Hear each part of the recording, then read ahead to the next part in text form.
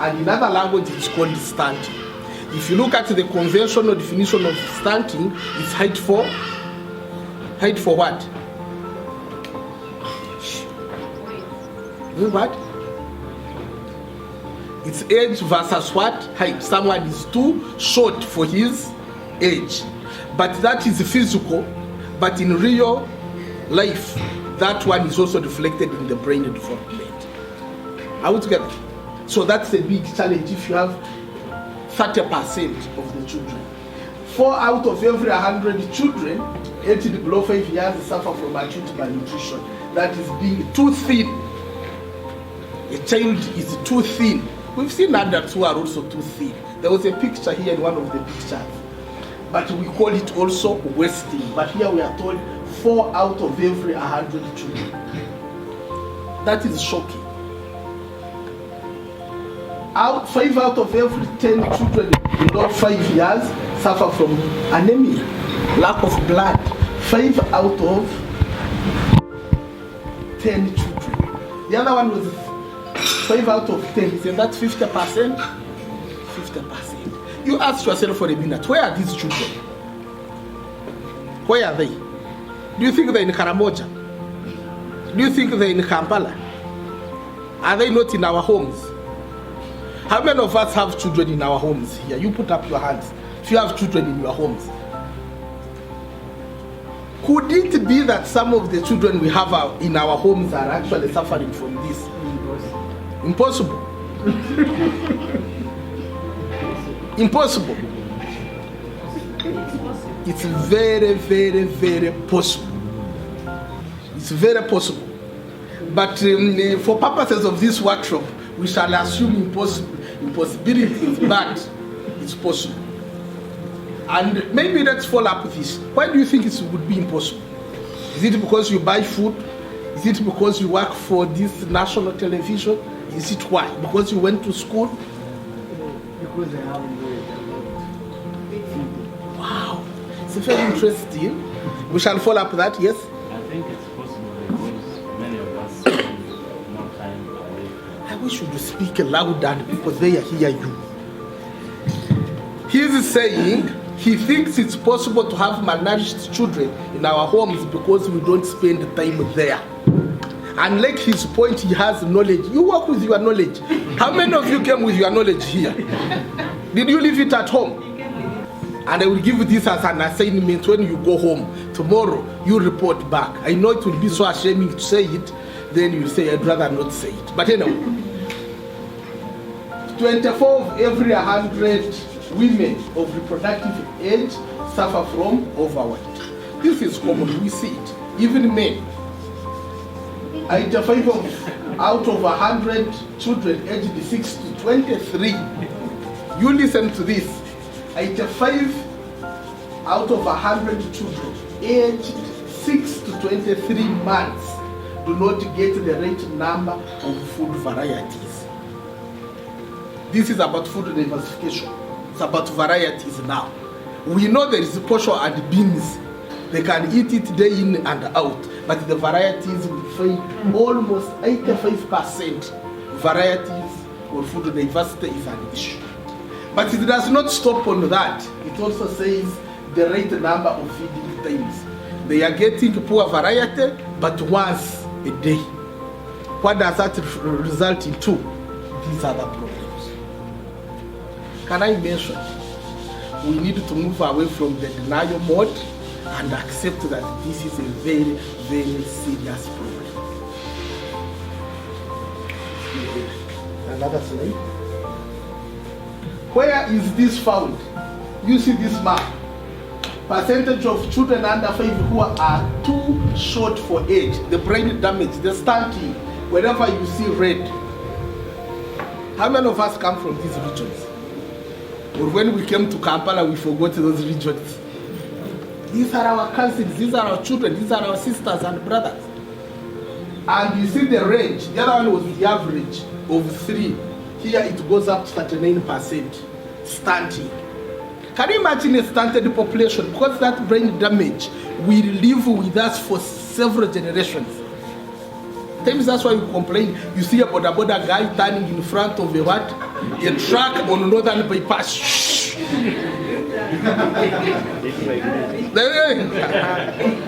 You actually ask yourself, this guy, is he thinking? Yet the damage happened when he was below 5. The symptoms are coming in the what? When the guy is 40.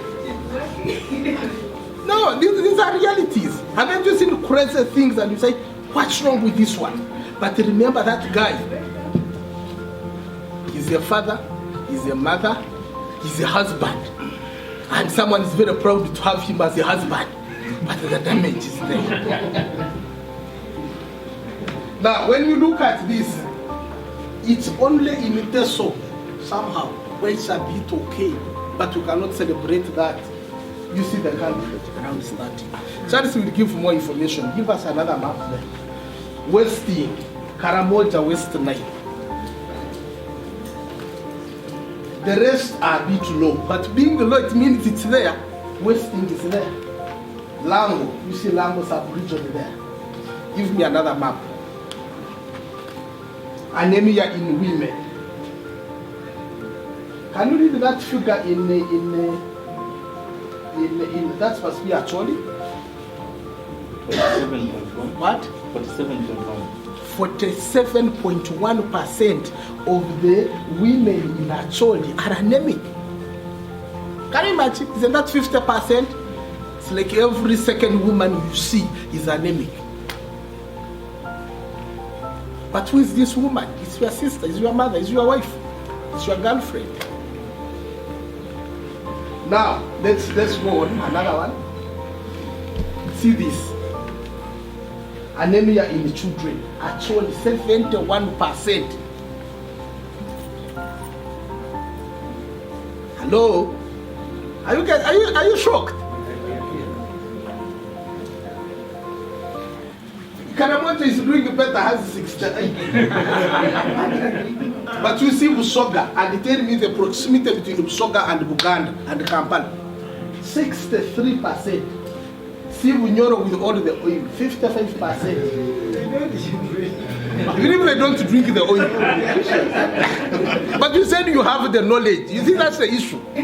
Knowledge and resources, but still. And that's why we want the communications people to start interpreting data and communicate. Because if we don't reach the level of interpreting and be able to communicate, but also Kampala, we are 51.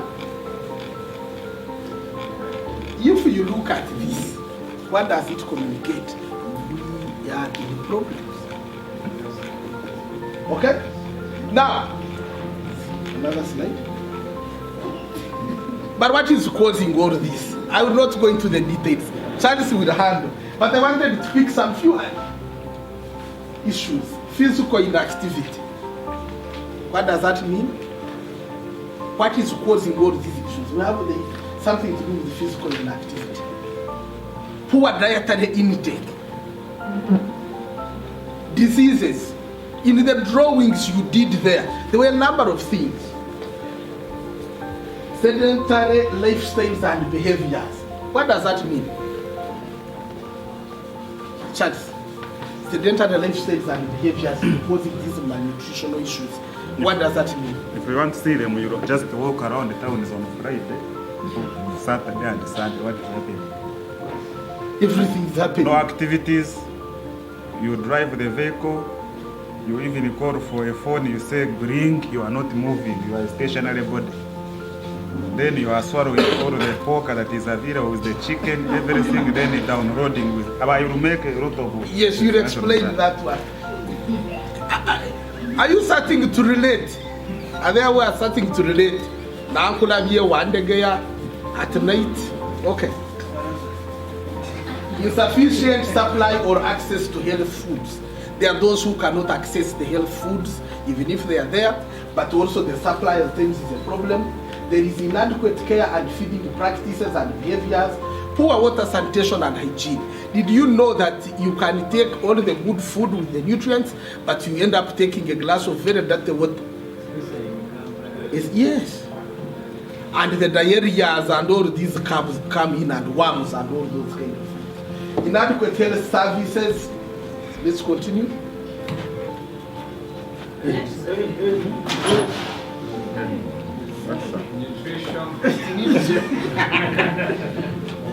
If you are not nutritional, okay, you can't catch it.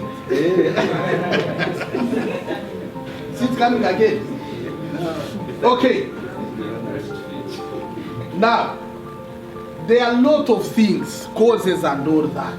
But some of these causes are actually cultural, some of them are part of us, some of them are mindset and all that. I think it will be explained. But what you will notice, for us to have those high levels of stunting and all that, it also stems from us, where we have not played our role. I want to pick on his point. You have the knowledge. Do you think you can find a malnourished child, but the mother is a nutritionist from Chambogo University or Makerere? Is it possible? So, translating knowledge into practice to prevent some of these things is also a challenge to us. One time I was doing work for Food and Agriculture Organization of the UN. We're in Soroti. For those who know Soroti, there is a hotel called Landmark Hotel, opposite the market. Every time we would finish the workshop, all district agriculture officers would go to buy what? Sukuma wiki, cabbage. But the guy has a degree in agriculture. He's also competing for Sukuma wiki with someone who has never done agriculture at school. What does that tell you? We could have the knowledge, the degrees, but our practices will determine whether we really learned something or not. And this is what is happening. Can we proceed? Those ones, Charles, will continue. But what I wanted to bring to your attention too is, in 2011, the cabinet approved what we were calling the Uganda Nutrition Action Plan. This is the framework that is used to guide the response to malnutrition or to do all nutrition work in the country. We first had the first Nutrition Action Plan, 2011-2016. You saw the video clip briefly on any TV, wherever you've shown. And now that one expired, we have a new one which is being completed and will be launched soon. Now soon, I can't tell the exact time, but it has already been validated, it's coming out. So that framework will guide all the work on nutrition in the country, and it's being coordinated in the office of the Prime Minister